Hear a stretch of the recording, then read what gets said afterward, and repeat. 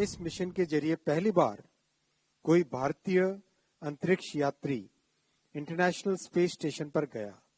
ये भारत की space programme का एक नया अध्याय है। ये अंतरिक्ष में भारत की एक बड़ी उड़ान है एवं हमारे स्पेस प्रोग्राम के भविष्य की स्वर्णिम झलक देता है। इंटरनेशनल स्पेस स्टेशन पर रहते हुए ग्रुप कैप्टन शुक्ला ने एक्सियम 4 क्रू और एक्सपीडिशन 73 के सदस्यों के साथ मिलकर अनेक प्रयोग किए। ये इंटरनेशनल स्पेस कोऑपरेशन में भारत की बढ़ती लीडरशिप भूमिका का प्रमाण है। उन्होंने माइक्रो ग्रेविटी से जुड़े कई प्रयोग किए। मसल रीजनरेशन, शैवाल, सूक्ष्म जीवों की ग्रोथ, अंतरिक्ष में फसलों की क्षमता से जुड़े वैज्ञानिक अनुसंधान इसमें शामिल थे।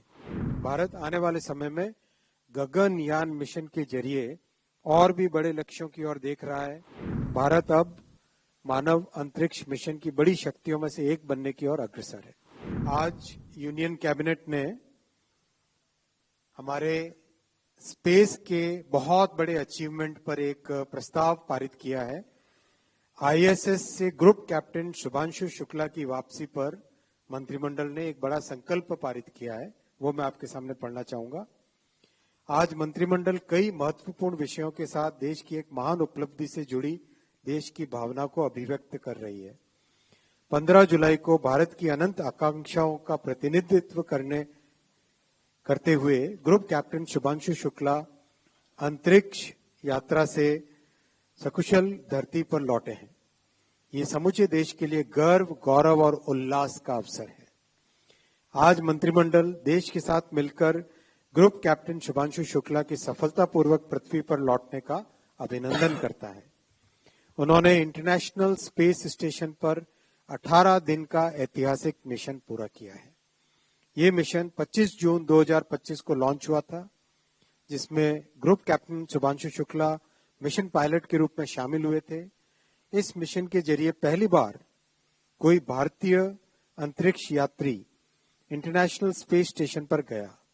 ये भारत की स्पेस प्रोग्राम का एक नया अध्याय है। ये अंतरिक्ष में भारत की एक बड़ी उड़ान है एवं हमारे स्पेस प्रोग्राम के भविष्य की स्वर्णिम झलक देता है। मंत्रिमंडल इस ऐतिहासिक उपलब्धि के लिए इसरो के साथ वैज्ञानिकों और इंजीनियरों की पूरी टीम को हार्दिक बधाई देता है। उनकी निष्ठा, तपस्या और परिश्रम ने इस सपने को साकार किया है। इंटरनेशनल स्पेस स्टेशन पर रहते हुए ग्रुप कैप्टन शुक्ला ने एक्सियम 4 क्रू और एक्सपीडिशन 73 के सदस्यों के साथ मिलकर अनेक प्रयोग किए।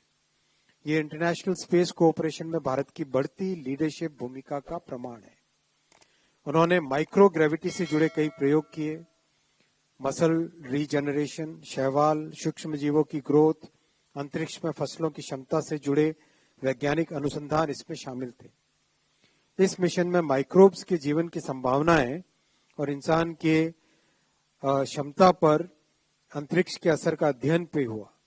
इंसान के स्वास्थ्य पर अंतरिक्ष के असर का अध्ययन भी हुआ। साइनोबैक्टीरिया जैसे जीवों के व्यवहार जैसे कई अहम विषयों पर काम किया गया। इन प्रयोगों से अंतरिक्ष में मानव जीवन को लेकर समझ और गहरी होगी। साइंस और माइक्रोग्रेविटी की स्टडी में हम आगे बढ़ेंगे।